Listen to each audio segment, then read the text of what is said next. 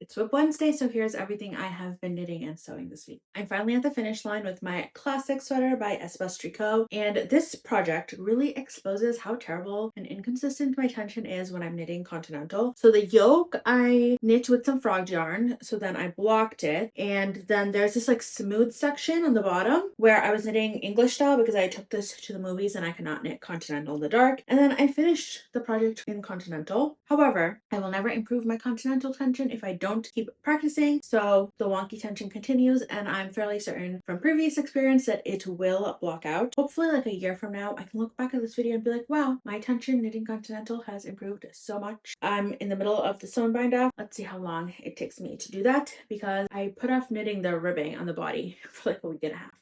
My next project is one I put back on the needles because I've been watching a lot of figure skating and I just needed a simple stockinette project to work on. It is the Hannah Sweater O-Neck by Petite Knit. It's a fairly standard drop shoulder pattern. It has like this little shoulder detail that kind of reminds me of sweater number 14, which is why I picked this pattern in the first place, because I really like the detail on that sweater and I wear mine a lot. And I think the other like design detail of note is that it has a pretty wide and deep neckline. It actually reminds me a lot of the Lakes pullover by Ozetta. That did give me some concern because I knit the Lakes pullover last year out of a very similar yarn combination, which is a strand of silk mohair held with an unspun yarn. In this project I'm using one single strand, and in that project I used two strands of unspun wool. I love this yarn combination because it makes a fabric that is super light, super airy, but also very warm. Like it's excellent at, I don't know, like regulating your body temperature or whatever, but it doesn't have the most amount of structure. So the neckline on my Lakes pullover has stretched out a lot over the last year because I wear that sweater all the freaking time. So we'll see if I have the same problem in this. I might try reinforcing the neckline earlier on in this project versus my Lakes pullover, which I have to figure out how to fix it. Lastly, this weekend I got over my fear of sewing with knit fabric and I made a really cute little pajama set. There's so many mistakes in this project,